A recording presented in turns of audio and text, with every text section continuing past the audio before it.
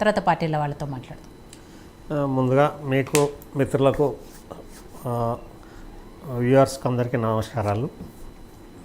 నిజామాబాద్ చాలా చిన్న జిల్లా వాస్తవంగా. మొత్తం తెలంగాణలో అన్ని జిల్లాల కంటే చిన్న జిల్లా అది.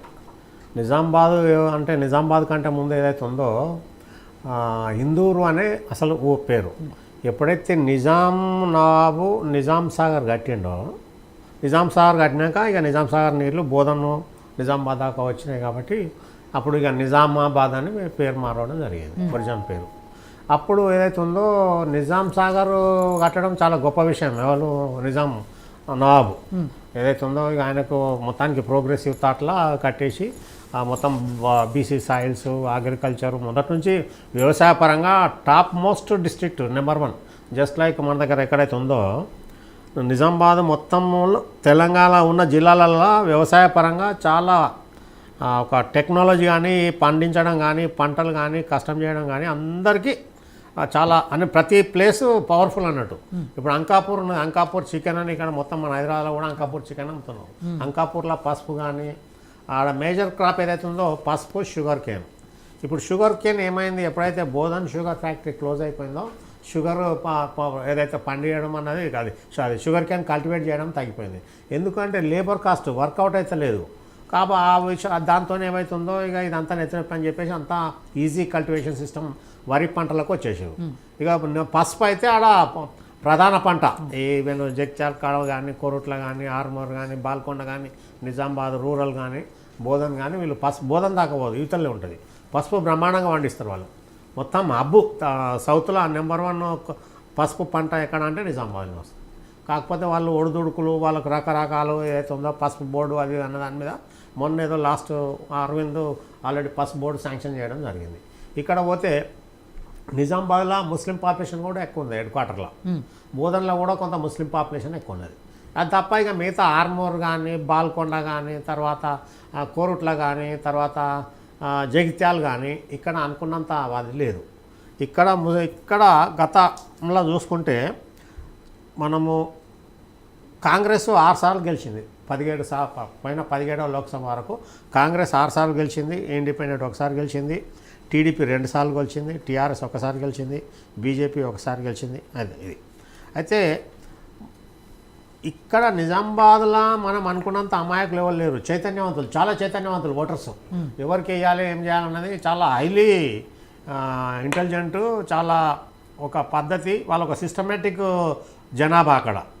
అక్కడ ఏదైతే ఉందో బోధన్ షుగర్ ఫ్యాక్టరీ మూతపడ్డ తర్వాత రైతులకు చాలా ఇబ్బంది జరిగింది. ఈ నిజాం సాగర్ కూడా ఈ సిల్ట్ ఫార్మేషన్తో నీళ్లు రాకపోవడంతో ఈ మంజీరా ప్రాజెక్టు కట్టినాక నిజాం సాగర్కు వాటర్ సోర్సెస్ తగ్గిపోయినాయి వ్యవసాయంలో. అక్కడికి ఇప్పుడు నిజామాబాద్కు ఎక్కడ అంటే రుద్రూరు, ధర్మారము, బోధన్ ఏరియా ఇదంతా బీసీ సాయిల్స్లో ఎవరు మొత్తం సెటిలర్స్, గుంటూరు రెడ్డిలు కానీ, చౌదరీలు కానీ. ఇప్పుడు ఇక్కడ మండవ వెంకటేశ్వరరావు ఉన్నాడు, అక్కడ ఆయన పుట్టి పెరిగినాడు. వాళ్ళ తండ్రులు ఎప్పటి నుంచో 1954 కాసరప్ప అనే వరకే అప్పటికి వీళ్ళు నిజాం పీరియడ్లో సెటిల్ అయిన వాళ్ళు నిజాం సాగర్లో. అంత పెద్దగా మొత్తానికి ఇది చేసిన తర్వాత ఇక్కడ నిజాం గవర్నమెంట్ ఇది కాకుండా ఇంకొక ప్రాజెక్ట్ ఉంది, గుత్పే ప్రాజెక్ట్ అని ఉంటుంది. అది కూడా నిజాం పీరియడ్లో కట్టింది. ఈ రకంగా వ్యవసాయ పరంగా చాలా సుభిక్షమైన జిల్లా అదొకటి. ఇప్పుడు ఎప్పుడైతే రాజశేఖర రెడ్డి వచ్చిన తర్వాత అక్కడ వినోద్ కుమార్ అగర్వాల్ ఐఏఎస్, ఆ జిల్లా ఆయన్ని అక్కడనే నిజామాబాద్ డిగ్రీ కాలేజ్ స్టూడెంట్, ఆయన ఐఏఎస్ అయినప్పుడు ఆయన సీసీఐలో ఉన్నప్పుడు ఈ భూభారతి అని పెట్టారు. భూభారతి అంటే రీసర్వేలో దాదాపు 40 కోట్లు ఖర్చు పెట్టారు, రిజల్ట్ ఏం రాలేదు. కానీ భూభారతి ప్రాజెక్ట్ ఎందుకని చిన్నగా ఉన్నది, తొందరగా రిజల్ట్ వస్తాయని చెప్పేసి నిజామాబాద్ జిల్లాను సెలెక్ట్ చేయడం జరిగింది. భూభారతిలో కూడా నేను డిస్ట్రిక్ట్ ప్రాజెక్ట్ ఆఫీసర్ కొద్ది రోజులు వేసిన, ఎక్కువ చేయలేదు, 3 నెలలు చూసే వరకు. ఎందుకంటే అది రికార్డు అదంతా వరకు ఇది రావణ కష్టం ఉన్నది, దీన్ని ఎవరు సరి చేయలేరని రావడం జరిగింది. ఈ రకంగా నిజామాబాద్లో బ్రహ్మాండమైన వ్యవసాయం ఉంటుంది. ప్రజలు కూడా చైతన్యవంతులు, ఎడ్యుకేటెడ్, సోషలైజ్డ్. అటువంటి వాళ్ళు వీళ్ళకి ఏదో గుడ్డిగా ఓటేస్తారు అన్నది కాదు. ఇక్కడ ఇప్పుడు పార్టీ పరంగా చూసుకున్న దాని మీద మనము ఇక తర్వాత చెప్పుకోవాల్సి వస్తుంది వీళ్ళ దాని ప్రకారం క్యాండిడేట్లు ఎవరు అన్న దాని మీద. ఇక్కడ నిజామాబాద్లో సీటు కొట్టాలంటే చాలా క్లిష్టమైన పరిస్థితి. ఇప్పుడు 3 పార్టీలు టగ్ ఆఫ్ వార్ ఉంటాయి అక్కడ. ఎందుకంటే సిట్టింగ్ ఎమ్మెల్యేస్ టీఆర్ఎస్ 3 ఉన్నట్టున్నారు, తర్వాత బీజేపీ 2 ఉన్నారా, కాంగ్రెస్ 2, టీఆర్ఎస్ 7 ఇట్లా. వీళ్ళు టీఆర్ఎస్కి ఒక సీట్ ఎక్కువ ఉన్నది, బీజేపీకి కాంగ్రెస్కు 2 ఉన్నారు. కాబట్టి ఇక్కడ ఉన్న క్యాండిడేట్లలో కూడా అంత తీసిపారేయాల్సిన వన్ సైడ్ ఓటర్లు లేకుండా పోయారు. ధర్మపురి స్ట్రాంగే ఉన్నారు ఇక్కడ. జీవన్ రెడ్డి ఇప్పుడున్న కాంగ్రెస్లో చాలా కొద్దిగా నైతిక విలువలు ఉండి, మానవత్వం ఉండి, ఒక కరప్షన్ మరక లేకుండా సిస్టమేటిక్గా కామన్ మ్యాన్ కూడా ఏదైతే ఉందో అందుబాటులో ఉండే టైప్లో ఉండి, ఆయన ఇంతకుముందు మినిస్టర్ కూడా చేసిండు, ఆయన అడ్వకేటు, వాళ్ళ తండ్రి కూడా అడ్వకేటు.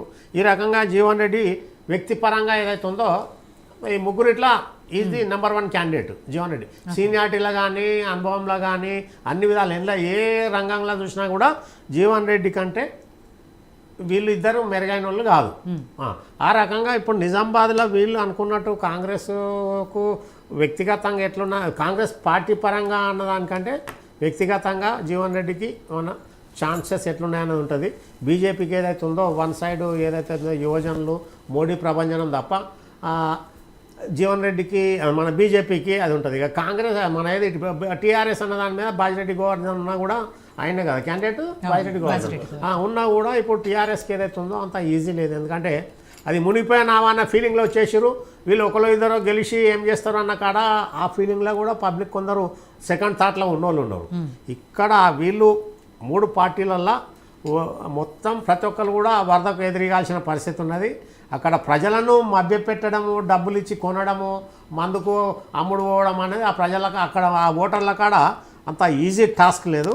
చాలా ఖచ్చితంగా వీళ్ళు ఇట్లా కష్టపడతారన్న దాని మీద భౌతవ్యం ఆధారపడి ఉంటుంది. రామరెడ్డి గారు, నిజామాబాద్ పార్లమెంట్ నియోజకవర్గంలో already sitting MP Dharmapuri Arvind గారికి 2వ సారి కూడా టికెట్ ఇచ్చారు కాబట్టి ఎలా